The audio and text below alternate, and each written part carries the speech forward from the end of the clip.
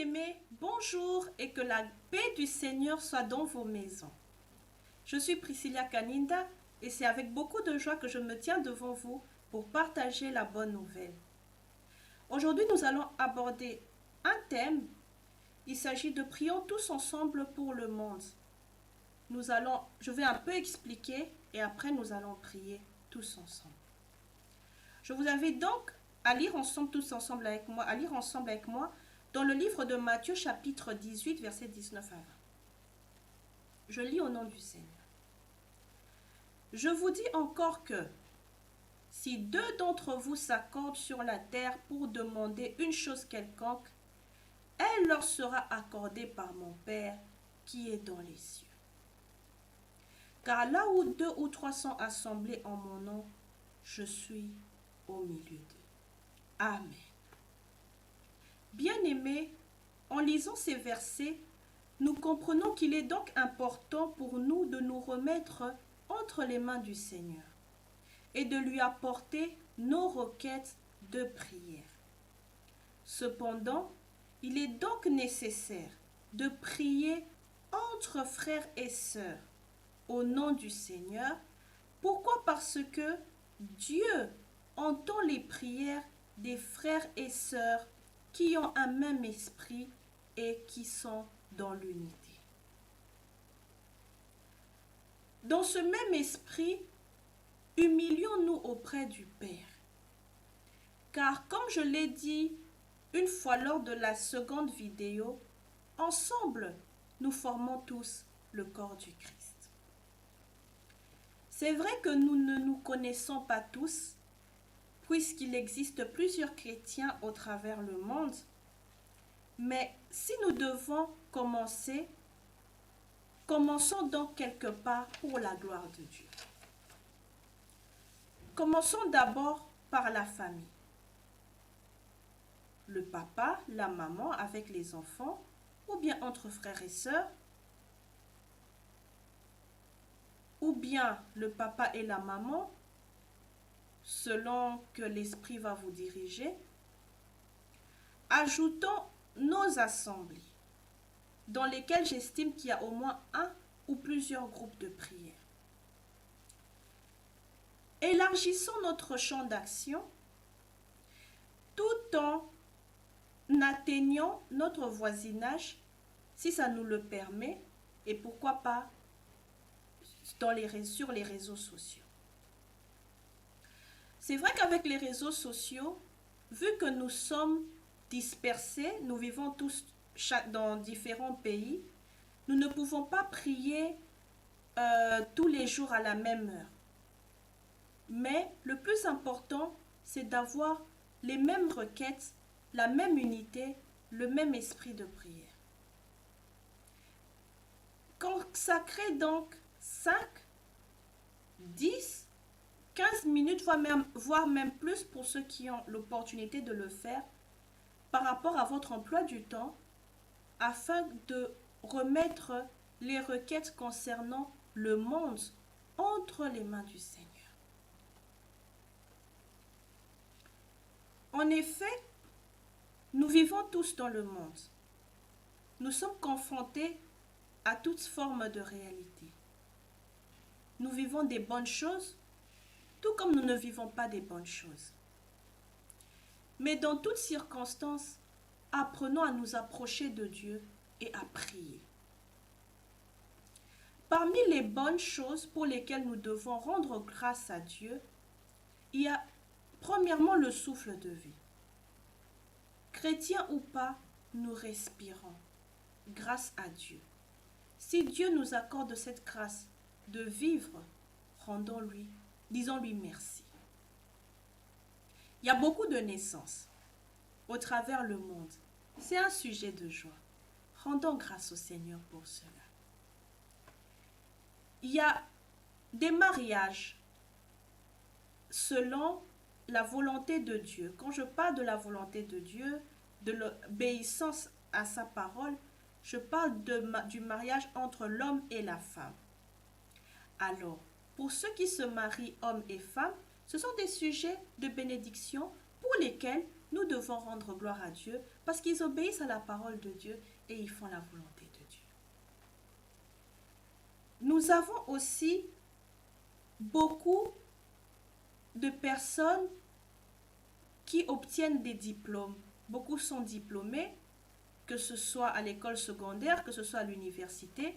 Et je profite même de cette occasion pour remettre tous nos enfants. Pour ceux qui sont ici en Allemagne, vous comprendrez que tous les enfants vont bientôt commencer, qui ont fini l'école maternelle, vont commencer l'école primaire et ils vont commencer la semaine prochaine. Donc, c'est un sujet de joie pour tous ceux qui vont commencer la première année primaire. Nous les remettons donc tous entre les mains du Seigneur, que Dieu puisse les bénir afin qu'ils puissent exceller et aller de l'avant. Il y a beaucoup qui obtiennent le travail.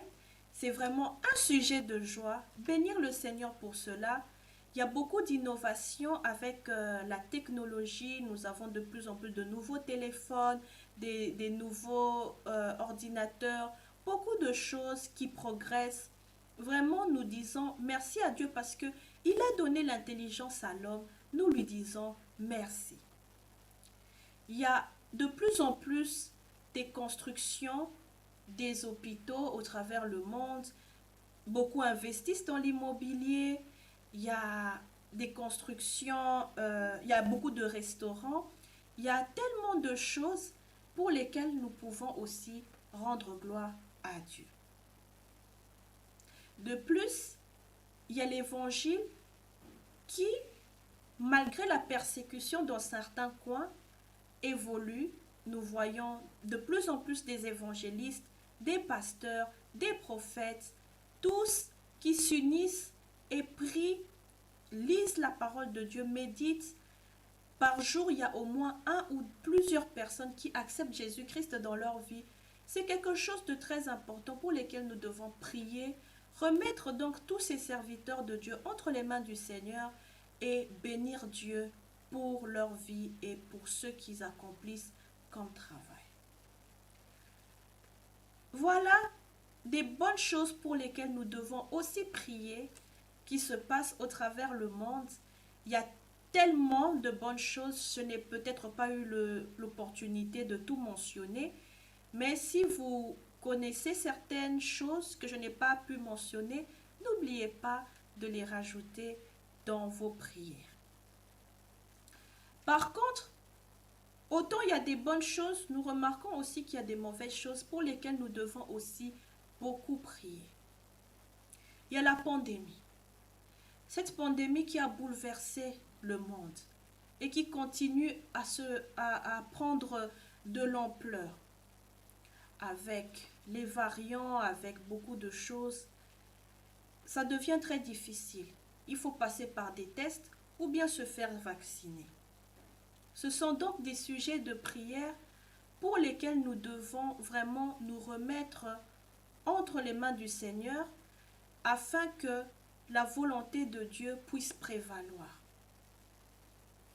Nous avons les maladies cancéreuses qui sont aussi les plus dangereuses. Pourquoi? Parce que lorsqu'elles sont détectées au dernier niveau, l'homme n'a plus suffisamment de chances pour vivre et ça perturbe sérieusement. Ce sont donc des sujets de prière pour lesquels nous devons prier. Pourquoi? Parce que ça dérange le monde. Il y a aussi d'autres maladies que je n'ai pas mentionnées, mais pour tous ceux qui sont dans les hôpitaux, prions pour eux afin que Dieu puisse les guérir. Il y a ceux qui souffrent aussi de la dépression, à cause peut-être de la drogue, de l'accident, du chômage ou d'une situation qui les a peut-être bouleversés, une perte, ils ont peut-être perdu le papa ou la maman, ils n'ont peut-être pas vécu avec les parents, ils ont tellement subi des atrocités, beaucoup de choses, des abus, et ils font des dépressions. Pour ce genre de personnes, remettons-les aussi entre les mains de Dieu afin que Dieu puisse les visiter et les restaurer. Il y a la pauvreté qui dérange qui attaque certains coins du monde et nous voyons qu'il y a des enfants, beaucoup d'enfants dans différents pays à travers le monde qui ne sont pas en mesure de manger convenablement. Ils ont donc la malnutrition. Ils ne sont pas suffisamment préparés pour le futur, incertains de leur avenir. Ils ne savent pas comment faire. Ils sont en danger puisqu'ils ne savent pas partir à l'école, ils ne savent pas lire, ils ne savent pas écrire. Donc, ceux qui ont la chance de passer par certaines organisations, nous rendons gloire à Dieu. Mais pour ceux qui n'ont pas la chance, nous prions afin que Dieu puisse vraiment les visiter et qu'ils puissent avoir cette opportunité de bénéficier d'un bon système, d'une bonne éducation qui pourra les aider dans le futur. Nous prions pour tous les enfants pauvres, pour les orphelins de père et de mère qui sont encore très petits, afin que Dieu étende sa main sur eux. Nous prions pour le racisme, qui reste aussi un défi majeur dans certains pays, dans certains coins. Cette inégalité où on se croit peut-être plus supérieur à l'autre par rapport à la couleur de la peau et autres, ce sont des choses qui ne confessent pas le nom du Seigneur Jésus-Christ, pour lesquelles nous devons vraiment prier et demander à ce que, par la puissance du Saint-Esprit, que toutes ces mauvaises choses puissent s'arrêter. Il y a aussi des meurtres, il y a des vols, il y a le chômage, il y a l'injustice, la méchanceté, la haine, la jalousie que nous rencontrons. Il y a aussi un phénomène étrange lorsque par exemple vous n'appartenez pas dans une certaine communauté, vous n'êtes pas le bienvenu. Et ce sont des choses vraiment, même au niveau du travail, donc vous devez peut-être appartenir à une certaine forme être peut-être initié quelque part. Ça ne se passe pas partout, mais dans certains coins du monde, ce sont des choses pour lesquelles nous devons vraiment prier. Dernièrement, le monde a connu certaines secousses. Pourquoi? Parce que dans certains pays, il y a eu des éruptions volcaniques, il y a eu des incendies, il y a eu aussi, à part les incendies, des inondations. Et ça a bouleversé beaucoup de familles, ça a perturbé beaucoup de choses. Beaucoup ont perdu tout ce qu'ils avaient en un rien de temps. Et ça a été vraiment difficile. Nous devons donc prier afin que ce genre de choses dans l'avenir ne se répètent, ne se produisent pas par la puissance de Dieu. Pourquoi? Parce qu'il y a certaines choses qui arrivent subitement, dont l'homme n'a pas le contrôle, auquel l'homme n'a pas contrôle. Donc, il est important de prier, de nous remettre entre les mains du Tout-Puissant, le Créateur de l'univers, qui a contrôle de toute situation et qui sait se manifester et résoudre les problèmes que l'homme ne peut pas. Voilà. Nous avons donc tous ces problèmes plutôt, et nous nous posons bel et bien les questions, celle de savoir où va le monde. C'est pourquoi il est important de nous unir dans la prière,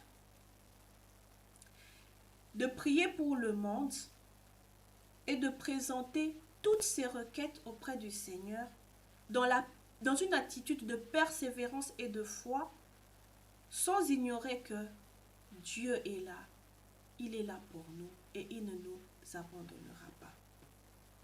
Même s'il se fait que on peut déceler certains signes qui annoncent la fin des temps, mais qu'en tant qu'enfants de Dieu, nous puissions être rassurés que ce n'est plus nous qui vivons, mais c'est Christ qui vit en nous. Et quand Christ vit en nous, nous avons la victoire. Et nous sommes protégés. Bien-aimés, face à tout ce que j'ai énuméré, il est donc important que nous puissions renforcer les prières que nous puissions vraiment les renforcer. Parce que il y a encore d'autres situations qui pourront arriver, auxquelles l'homme ne pourra plus avoir contrôle. Et il est donc important de prévenir toutes ces situations par la prière. Je vous invite donc tous ensemble à prier avec moi. Père éternel, Dieu Tout-Puissant, nous te disons merci, nous te rendons la gloire, car tu es notre roi, tu es notre rocher, tu es notre Seigneur. Nous nous approchons de toi, non pas pour montrer que nous savons prier, non, mais parce que nous avons besoin de toi. Nous avons besoin que tu sois là pour nous, parce que tu es notre Père. Seigneur, nous te demandons pardon. Pardonne-nous en tant qu'être humain. Pardonne nos frères et sœurs au travers le monde qui ont péché. Pardonne-les et lave-nous tous par le sang de Jésus. Nous avons besoin du Saint-Esprit afin de pouvoir nous visiter le monde et aider le monde à pouvoir vivre des jours meilleurs. Père éternel, nous te bénissons pour tout ce que tu fais au travers le monde. Tu nous donnes le souffle de vie. Il y a de nouvelles naissances. Il y a des écoles qui se construisent, des hôpitaux. Il y a des diplômés. Il y a de nos enfants qui vont commencer l'école primaire, la première année primaire la semaine prochaine. Nous prions pour eux. Nous prions que tu puisses les bénir, bénir leur intelligence et les aider à réussir.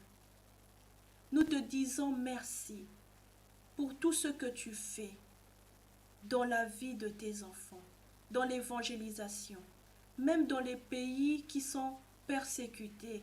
Mais Seigneur, tu permets à ce que ton évangile puisse aller de l'avant. C'est par ta grâce. Nous te disons merci.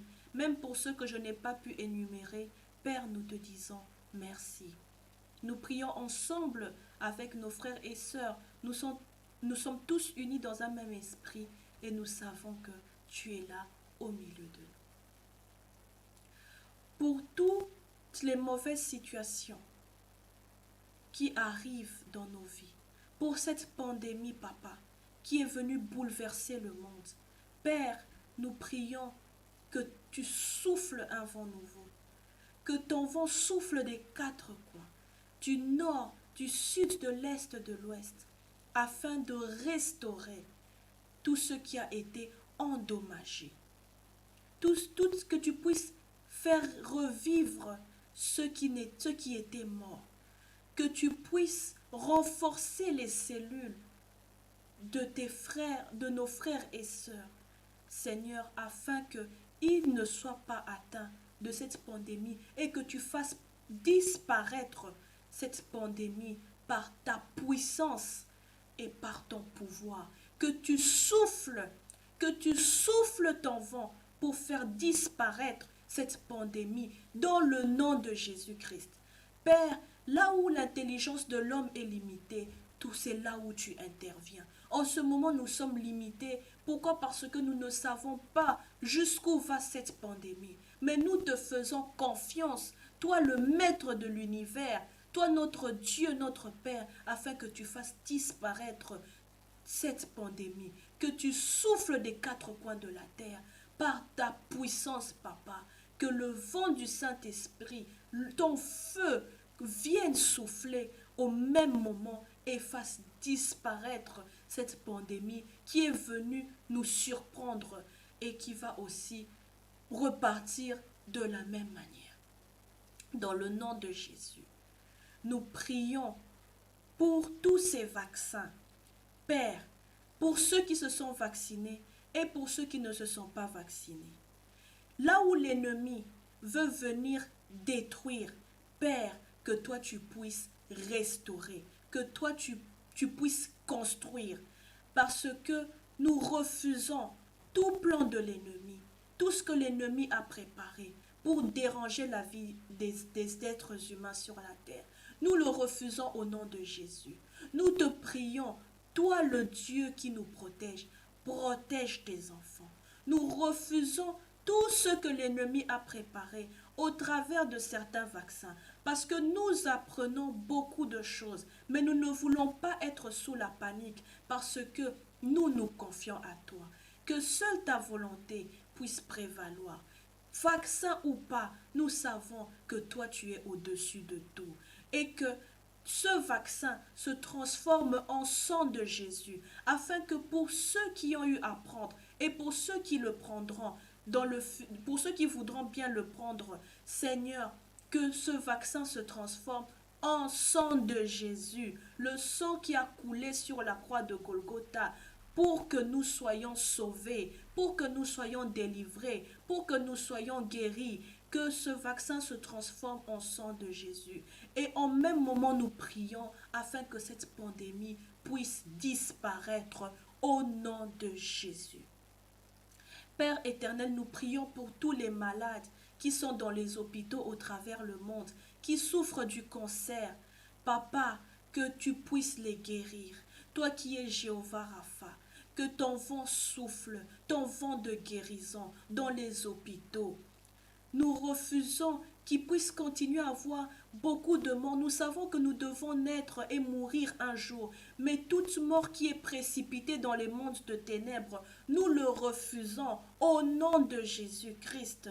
Parce que nous te faisons confiance, toi qui es au-dessus de tout.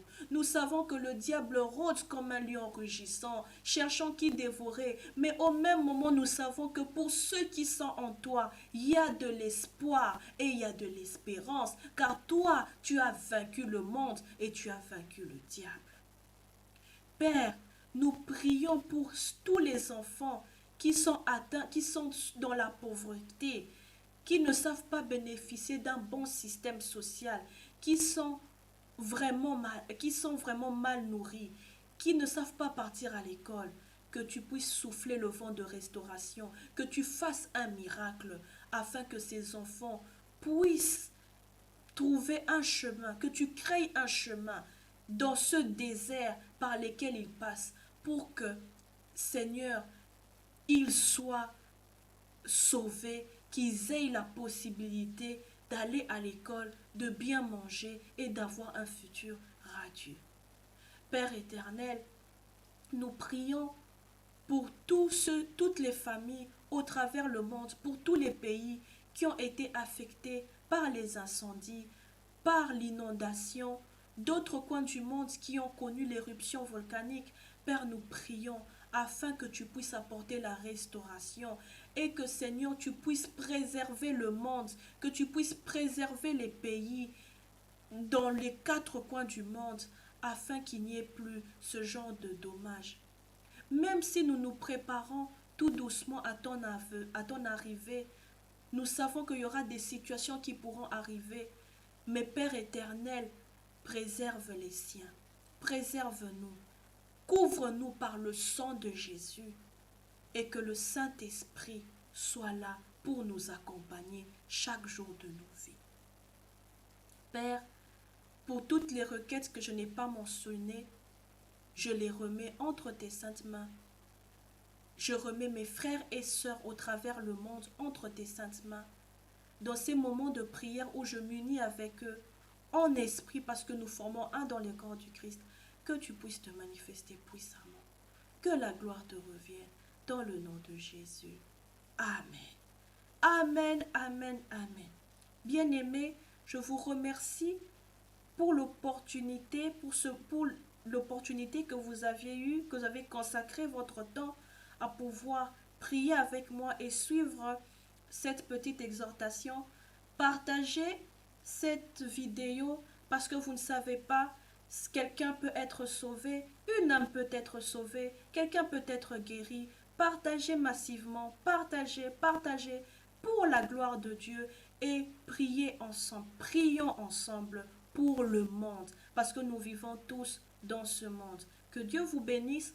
Je vous souhaite une excellente continuité de la semaine. Que la paix de Dieu soit avec vous, que le sang de Jésus-Christ vous couvre et que le Saint-Esprit vous accompagne partout dans vos maisons. Au nom de Jésus et au revoir.